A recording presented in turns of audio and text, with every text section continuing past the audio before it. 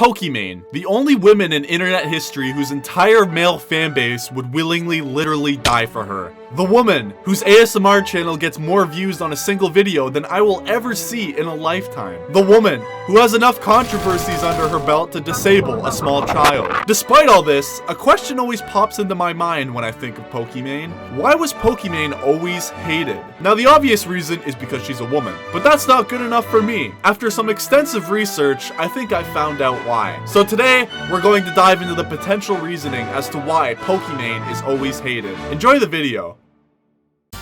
Now, between the years of 2018 and 2021, it was impossible to not hear about her. I mean, she was always in headlines, either because she was in some drama or because some dude had photoshopped realistic photos of her and her feet. Either way, I think one of the reasons Pokimane was always hated on was because she always seemed to find herself in controversy. If you think back to her first huge drama with the YouTuber It's a Gundam, I believe this is the storm that fucked everything up. The Cliff Notes version of this is that the YouTuber It's a Gundam made a commentary video poking at one of Pokimane's followers. Pokimane responded saying that's not okay, and went after Gundam sponsors, asking why they would ever sponsor content that involves bullying people. This somehow pushed Twitter into more of a hellscape than it already is. I'll be honest, I haven't seen people that mad since Belle Delphine stopped posting. This same sort of hate cycle happened again in 2022, where Pokimane faced the same sort of backlash in the drama with her and Gideon. By the time this drama was over, the general public was fairly divided on their opinion of her.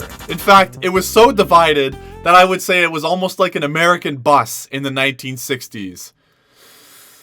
I'm gonna stop that joke right there. Obviously, as time goes on, the hate began to take a negative effect on her, rightfully so. Pokimane eventually came out with a massive apology, addressing every major controversy she's ever been in. I think Pokimane's biggest issue wasn't really the drama itself, but more so her responses to the drama that really threw a baseball bat at her kneecaps. Now, I'm not saying I would handle drama any better, but I think if her initial reactions to scenarios were more calm and passive, I don't think she would have experienced the Hiroshima of hate that was Twitter at the time. You have to remember that the majority of her responses to drama were on stream, where she was reacting to the situation live, without taking time to think like you would with a video or tweet. In fact, more often than not, the responses usually got more attention than the drama itself, which is wild when you think about it. I also think a more calm outlook on things would have saved her reputation during those years, and she wouldn't have been so violently antagonized by literally the entire internet. But unfortunately, that is a world we'll never get to explore